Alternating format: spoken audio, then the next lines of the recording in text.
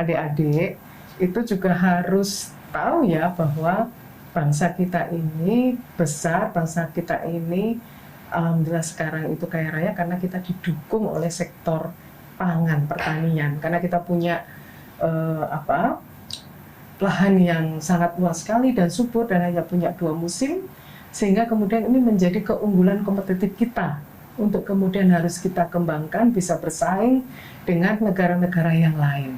Jangan sampai kemudian kita makan buah impor, kita makan beras impor, apa-apa impor. Nah, kalau kita nggak punya makanan sendiri, baik itu dari jumlahnya maupun jenis-jenisnya, maka kita akan kehilangan identitas kita dan kita juga akan ketergantungan pangan, maka kita tidak akan bisa merdeka karena urusan yang utama perut aja kita nggak merdeka, sehingga persoalan kedaulatan pangan ini menjadi persoalan kita semua, termasuk persoalan anak-anak muda.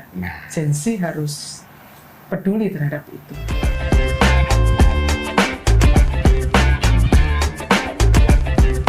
Halo Empower, selamat datang di podcast Suara Rakyat sama Fanhar sekarang. Bulan November itu kan Hari Pahlawan ada di bulan November. Kamu kalau kita ngomongin pahlawan tuh paling yang kamu ingat yang ada di gambar duit aja kan. Lebih dari itu sebenarnya. Kita harus munculin lagi nilai kepahlawanan itu tidak boleh hilang. Karena bahasan kita soal pahlawan tak datengin langsung sosok yang peduli terkait itu ya Pak. Ada Bu Erma Susanti dari DPRD Jawa Timur. Selamat datang Bu di podcast Suara Rakyat. Akhirnya kita bisa ngobrol-ngobrol langsung dan temanya pahlawan Bu. Ya, karena November. Itu dia. Dan kalau kita ngomong pahlawan tuh empower Bu. Paling pahamnya yang Soekarno-Hatta di gambar wawang merah gitu kan, nggak jauh-jauh dari situ, padahal kan harusnya lebih dari itu kan Bu. Iya. Yang paling esensial tadi Bu, kalau kita ngomongin pahlawan di era sekarang apa Bu sebenarnya? Iya, jadi sebenarnya pahlawan itu tidak hanya yang sekarang mendapat anugerah pahlawan ya, tapi banyak sekali pahlawan tanpa nama itu yang sebenarnya kita semuanya termasuk anak-anak muda itu harus tahu.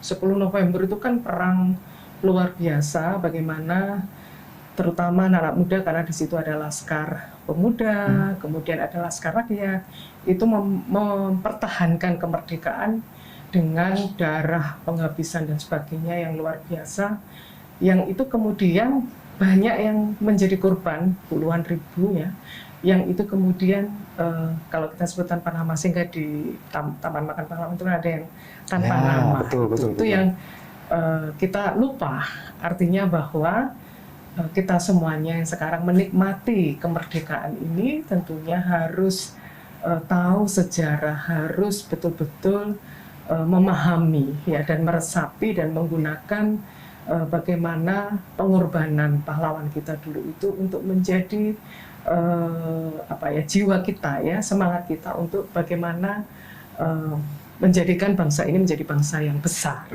Itu yang, karena kalau guru ideologi saya ya, Bung Karno itu mengatakan jas merah, jangan lupakan sejarah.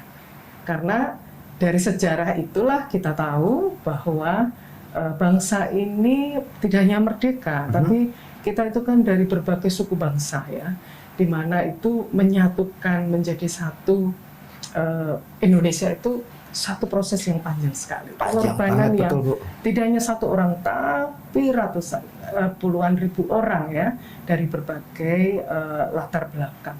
Itu adalah setiap darah itulah yang kemudian menyumbangkan bangsa ini yang sampai sekarang ini masih ada dan moga-moga menjadi bangsa yang besar. Itu harusnya yang bisa sih Bu. Harus kita selalu, dan saya juga kepada anak muda, pada anak-anak saya itu selalu saya tekankan bahwa harus tahu sejarah, terutama perjuangan para pendahulu kita, dan juga harus tahu bahwa bangsa ini untuk menjadi seperti ini pengorbanannya luar biasa. Jadi jangan kemudian sekarang merasakan enak-enaknya saja. Itu yang. Tapi sedihnya Bu ya, kalau diajak untuk meneladani semangat itu ya, banyak orang yang bilang, loh ya tantangannya beda loh. Padahal kan harusnya enggak Bu ya. Tantangan pahlawan di masa itu dan sekarang. Sebenarnya kalau kita tarik filosofinya, sama kan Bu? Sama, karena setiap orang itu punya masanya, zamannya. Tantangannya pasti berbeda-beda. Kalau zaman pendahulu kita adalah bahwa kita masih dalam belenggu kolonialisme, penjajahan, imperialisme, sehingga harus merdeka, harus menggunakan nyawa, gitu ya, senjata dan nyawa. Nah, kalau sekarang sama sebenarnya, kita masih dalam konteks misalnya sekarang di bidang ekonomi, kita masih belum begitu merdeka, karena masih banyak saudara-saudara kita ya di desa, petani masih belum sejahtera, kemudian juga masih banyak pengangguran, masih kemudian kita belum menjadi negara maju yang kemudian kalau negara maju itu tentunya kesejahteraan, indeks harapan hidup, indeks pembangunan manusia yang tinggi. Nah, itulah yang kemudian harus dipahami bersama-sama bahwa itu juga tantangan kita, dan itu nanti yang menentukan kalau kita berjuang sekarang itu nanti yang tentunya tidak untuk kita hari ini, tapi untuk anak cucu kita, dan ke depan Indonesia harus terus ada. Itu adalah perjuangan kita sekarang. Perangnya itu sebenarnya sama, Bu ya? Sama. Goalsnya sama. Cuma kita harus melihat siapa sih yang harus diperangi, artinya tanda kutip ya. Kita harus struggle untuk apa sih, itu yang harusnya semuanya tahu. Nah, berarti kan semangatnya harusnya tetap sama tuh, Bu? Sama. Harusnya loh ya, ini kan. Artinya bahwa kalau mungkin ini kritik anak muda, dan saya pikir hal yang wajar karena kan setiap masa, setiap generasi itu kan, kalau saya itu kan generasi itu bukan baby boomers ya. Itu di atasnya lagi. Itu kan di atasnya lagi, Bu ya, kalau baby boomers ya. Iya. Itu kan pasti tantangannya beda. Ya. Kemudian artinya solidaritas, kegotong royongan masih bisa terjaga. Tapi sekarang ini saya melihat generasi milenial dan Z itu masih ya karena terkait dengan industri, teknologi dan sebagainya, media sosial dan sebagainya, itu lebih individu. Berarti semangat gotong royongnya hilang, Bu ya? Iya, ya gak hilang ya, menipis. Ya, menipis. Ya inilah, karena kadang anak muda itu disentil apa itu terbangun juga. Butuh trigger berarti, Bu ya? Trigger. Oke. Dan itulah yang kemudian harus ya kita tidak lelah-lelah ya. Kemudian bagaimana mentransfer jiwa herois kita, karena kalau kita sama-sama terus tertanam bahwa kita tuh terus harus berjuang untuk bangsa ini ya, dengan tantangannya sendiri-sendiri, maka ini akan terbangun kebersamaan, solidaritas bersama-sama bahwa kita ini loh punya mimpi bersama, Indonesia ini akan menjadi negara yang besar, negara yang maju dan terus ada kapanpun sampai akhir zaman. Nah, ini yang harus dimiliki oleh anak-anak muda kita, tentunya dengan menjawab tantangan-tantangan ke depan. Ketika gotong royong ini kan hilang gitu, Bu ya, bukan hilang, menipis gitu kan. Munculinnya itu gimana, Bu? Memang butuh trigger gitu kan, tapi kan nggak bisa terus-terusan di-trigger tuh, Bu. Iya, tentunya ya kita yang mungkin generasi tuanya ini, meskipun saya nggak mau disebut generasi tua. Iya, masih belum tua kok, Bu. Pengen muda terus, saya nggak muda nanti nggak diterima sama anak muda. Semangatnya muda paling tidak. Kita punya tanggung jawab untuk bagaimana meneruskan perjuangan ini ya, sehingga kemudian kita tentunya dengan gaya dan stylenya anak muda ini, karena mereka itu pasti punya passion sendiri. Mereka bukan antisosial, mereka sangat peduli, orang yang peduli. Tapi tentunya kan kepeduliannya itu kan kemanusiaan, lingkungan hidup dan sebagainya. Itulah yang kemudian bisa olahraga, hobi dan sebagainya. Itulah yang kemudian bisa kita pakai untuk kemudian menggeret mereka untuk kemudian kembali lagi bahwa kita ini loh kita masih punya tantangan yang berat ke depan. Indonesia ini kalau misalnya apalagi nanti kita 2035, 2040 itu kita surplus demografis, itu kalau kemudian masih pengangguran masih tinggi, angka pengangguran masih tinggi, nanti yang mendapat dampaknya adalah anak-anak muda. Itu dia, Indonesia emasnya jadi cemas. Ini itu kan bahaya kan. Karena ini sekarang warningnya, saya selalu kemana-mana, reses kemarin saya 6 titik itu anak muda semuanya. Karena mau warning sama mereka bahwa sekarang ini angka ketergantungan hidupnya itu masih tinggi loh. Satu orang di rumah itu masih menanggung beban sekitar 3-4 orang. Banyak loh Bu itu. Banyak. Astaga. Iya. Jadi kan masih banyak pengangguran ya. Makanya kan Grab ini kan banyak. Iya Karena sih. Betul. ini kan. Nah, oleh karenanya itu kalau surplus demografis menuju Indonesia emas itu harusnya 2 orang menanggung 1. Itu yang maksudnya surplus. Idealnya begitu Bu ya? Iya, itu baru kita bisa loncat ke negara maju. Itu. Jadi 2 orang nanggung 1. Karena sebenarnya kalau surplus demografis itu kan jumlah penduduk yang non produktifnya kan kecil, yang produktifnya gede.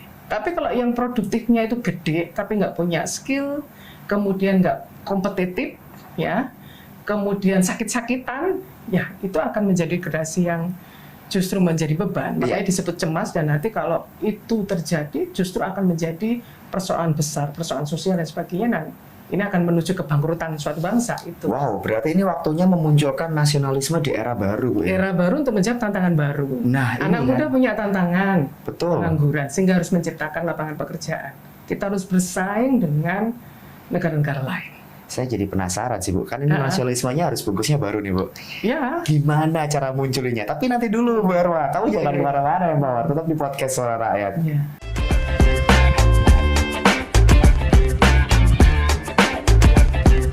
Kita lanjut lagi ya Mawar. Tadi pertanyaan Vanessa terakhir, nasionalismenya kan harusnya bagusnya baru Bu ya? Baru, sesuai dengan tantangan zaman sekarang. Ya, iya itu Bu. Tapi celakanya di banyak-banyak ruang. Saya nggak bisa sebut spesifik yang mana lah ya. Tapi di banyak-banyak ruang semangat munculin nasionalismenya ini terjebak di lingkaran-lingkaran formalitas saja Bu. Simbolis. Ya. Harusnya kan beyond, lebih dari itu loh Bu. Ya. Pripun sebenarnya kondisi kayak gini nih Bu? Ya, makanya harus pintar-pintar kita ya, pemerintah ya. Tentunya bagaimana kemudian menggunakan pemahaman dan dan passion mereka itu kemudian dipakai untuk kita revitalisasi nilai hero kepahlawan ini, yang tentunya ya macam-macam caranya. Kalau dari sisi budaya sebenarnya kita bisa belajar, kita kalah dengan Korea, kalah dengan Cina, ya, Jepang, yang industri kreatifnya itu betul-betul menggunakan kebudayaannya, dan itu kemudian membuat kita itu malah condong suka dengan budaya itu. Padahal ada wibu, anak-anak itu bisa ada wibu, K-popers, cerita-cerita drama zaman dulu, kerajaan Korea dan sebagainya. Itu perjuangan rakyat Korea menghadapi Jepang dan sebagainya. Itu yang kemudian kita tidak mengambil cerita-cerita Majapahit, cerita-cerita Sawanggaling ya. Dulu kan pernah tapi Bu ya. Iya, tapi sekarang hilang. Hilang. Itu yang saya pikir ini peran dari harusnya heroiknya di sini yang muncul ya, karena tantangan jangan sampai kemudian kebudayaan kita itu didominasi oleh itu tadi. Itu tantangannya anak muda. Bagaimana kemudian mereka apapun dengan caranya mereka sendiri merevitalisasi sejarah, kemudian terutama nilai-nilai patriotisme, sejarah-sejarah dulu dalam industri kreatif. Harusnya dilibatkan berarti dong Bu mereka Bu. Harus. Untuk di pengambilan kebijakannya Bu. Iya harus. Kalau di Jawa Timur sudah dilakukan belum Bu? Ini kan maksudnya kita menuju sana gitu kan. Kemarin kita dengan Dispar ada kemajuan ya. Jadi wayang orang gitu ya.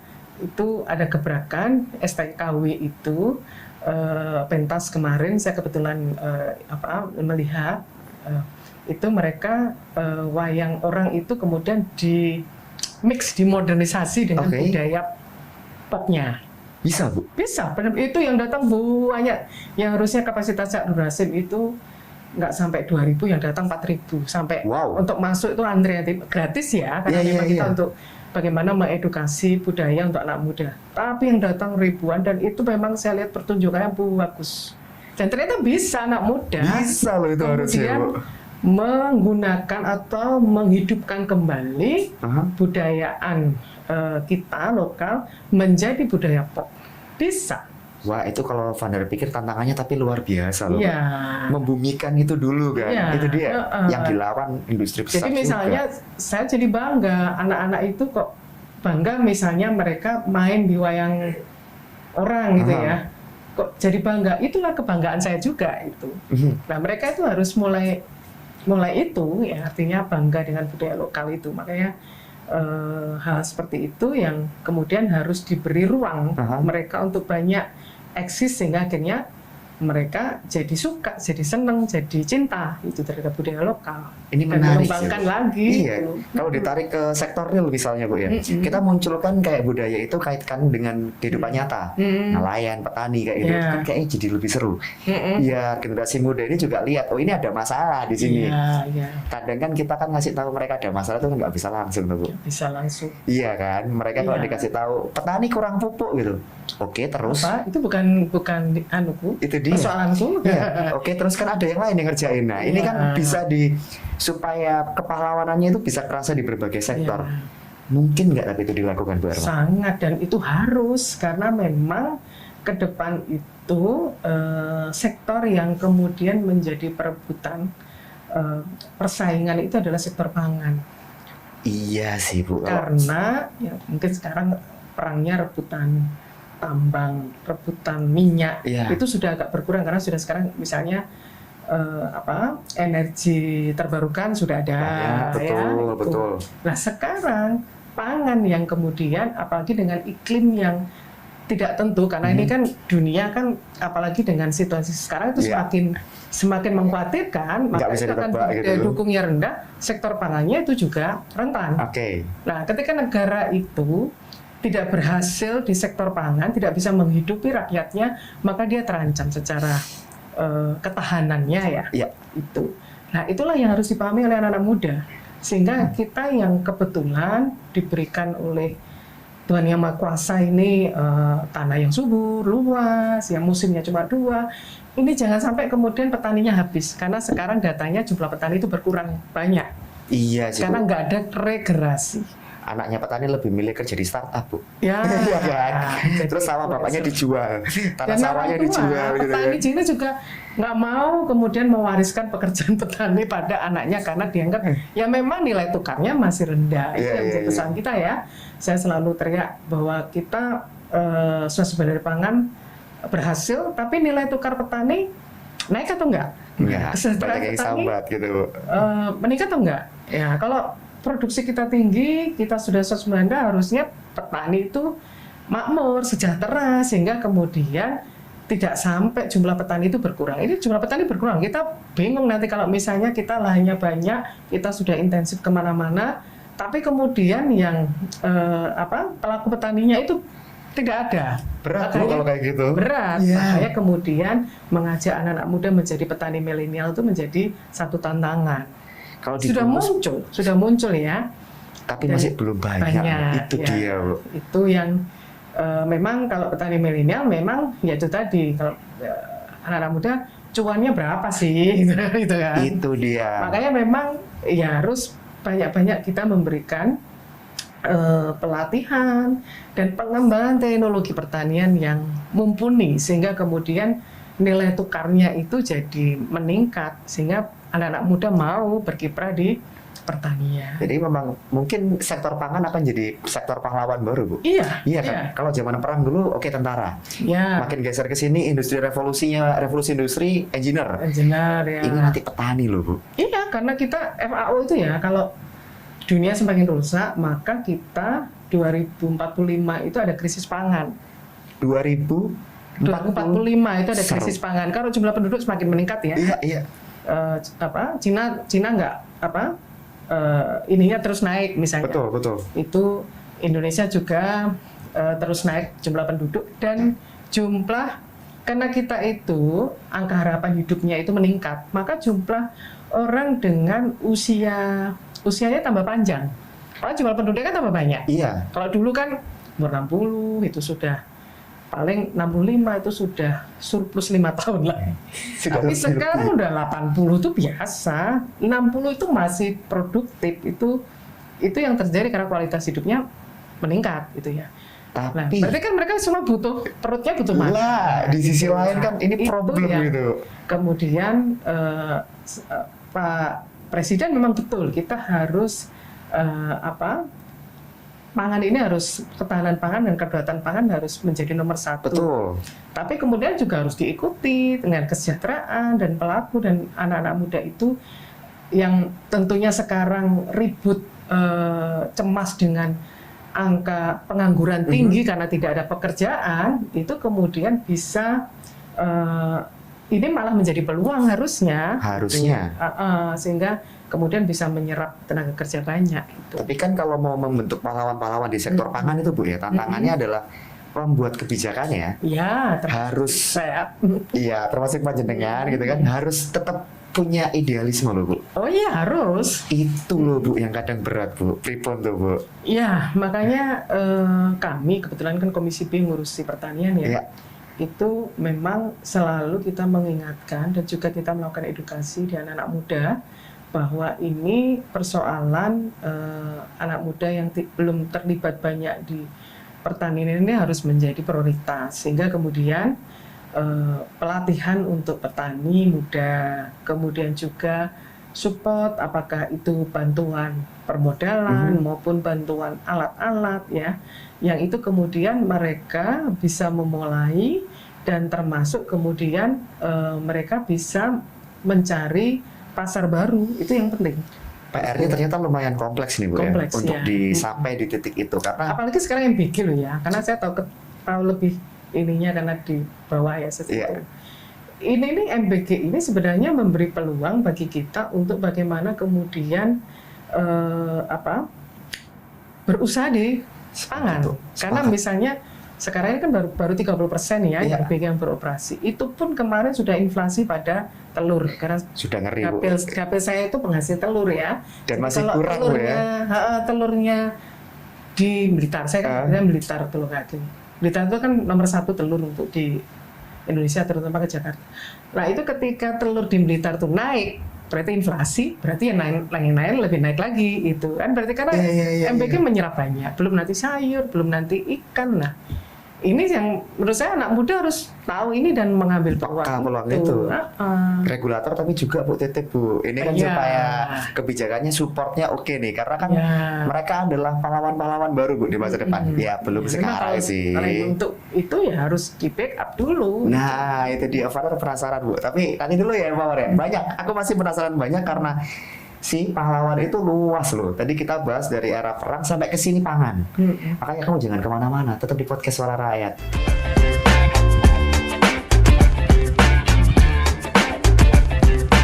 Kita lanjut lagi ya Pak, masih sama Vanar dan ada Bu Erma di sini Bu.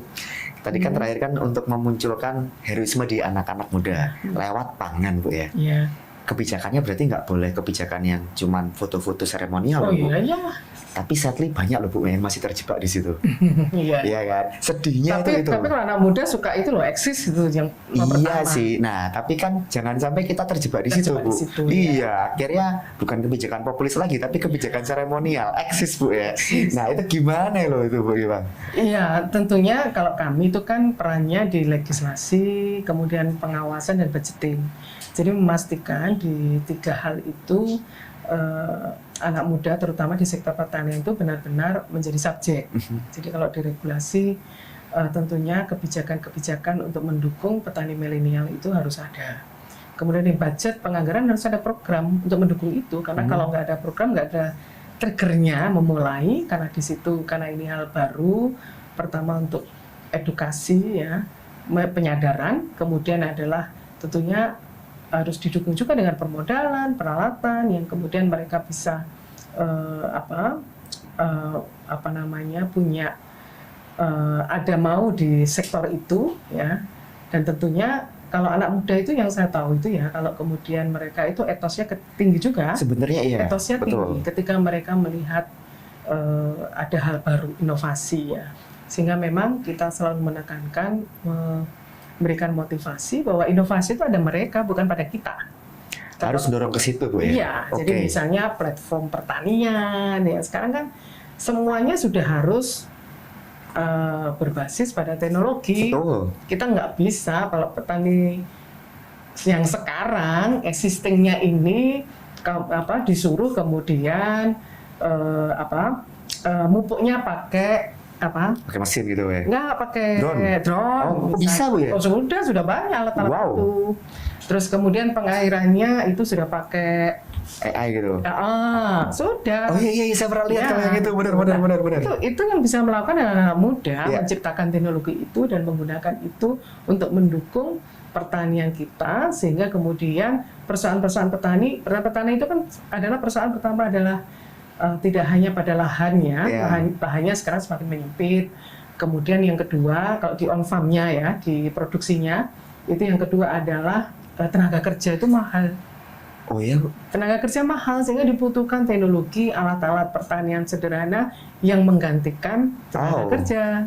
Itu lebih murah karena kita kalah dengan Thailand, kalah dengan Cina. Itu karena mereka itu banyak alat-alat tepat guna yang kemudian membuat biaya produksinya itu lebih murah. Oh, Nah, oke. itu.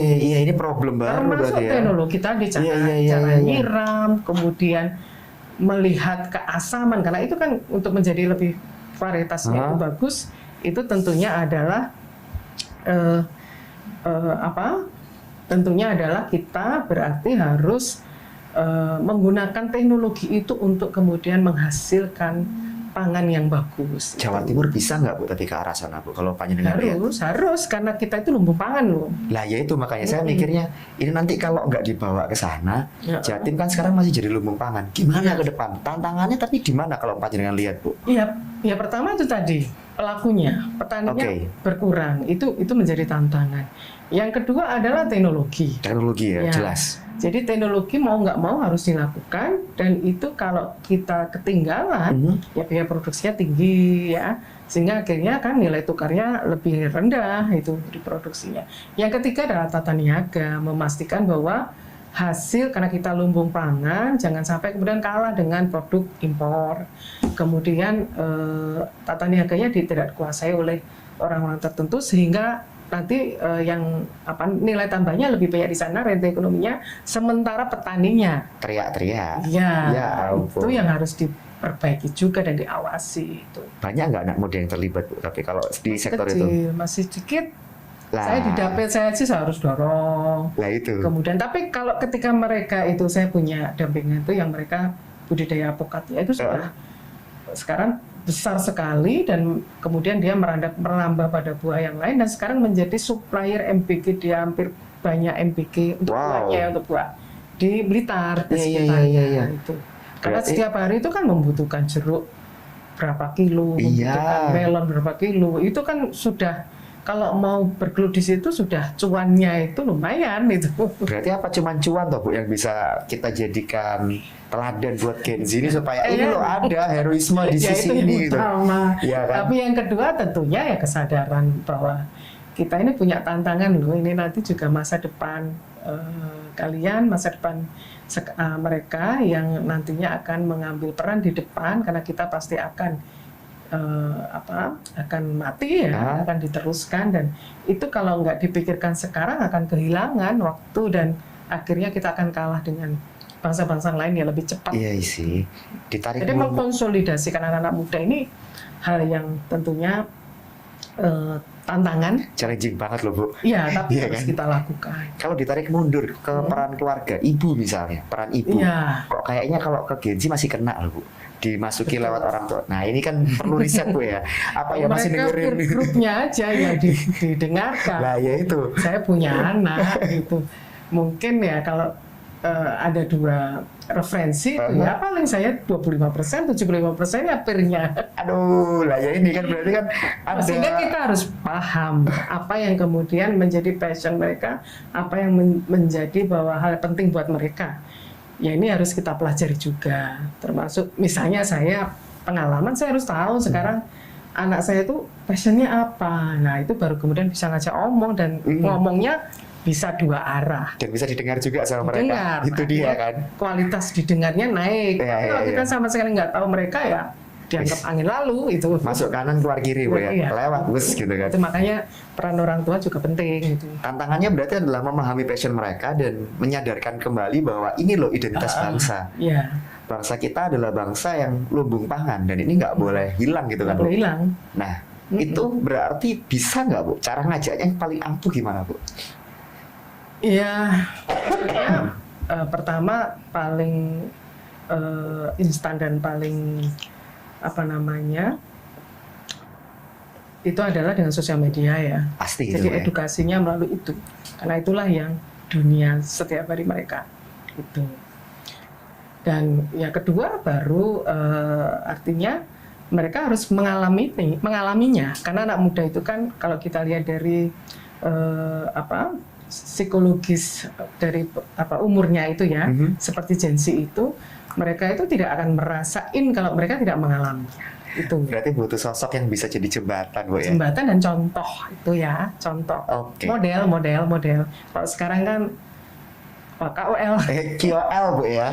Key opinion leader itu dia si influencer. Nah, kita mau di influencer tuh jangan joget-joget gitu, tapi influencer yang edukatif itu loh. Ada nggak, Bu, tapi sosok yang kayak gitu? Ini kan kita kan butuh Kamu jembatan. kan Gen Z tuh, ciptakan itulah. Lah, tantangannya malah kemana nih? KOL yang mereka. Sudah ada kemarin misalnya di diskusi di partai kita itu mengundang anak muda yang dia sudah bermain atau dia budidaya melon. Melon hidroponik gitu ya. Dan itu luar biasa mereka. Kemudian mereka juga sudah memain di sosial media itu. Nah, ini tinggal semakin ini banyak seperti pemuda-pemuda ini mungkin akan semakin kemudian mereka menjadi tergerak anak muda. Oke, berarti PR-nya PR media juga nih, ngasih ruang ke mereka nih. Iya, harus kasih ruang. Karena kan kalau mereka nggak dikasih ruang, mereka juga nggak banyak yang tahu, ya kan?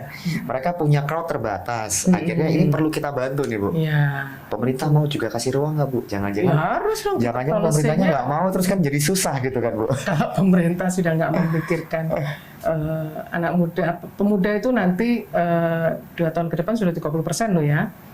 Banyak, Bu, itu, Bu. 30% Banyak ya, banget, 270 juta. Iya. Kemudian kalau kemudian di umur produktif itu 70% kan? Bonus demografis kan, yang 30% itu yang senior itu ya, senior yang pensiun itu.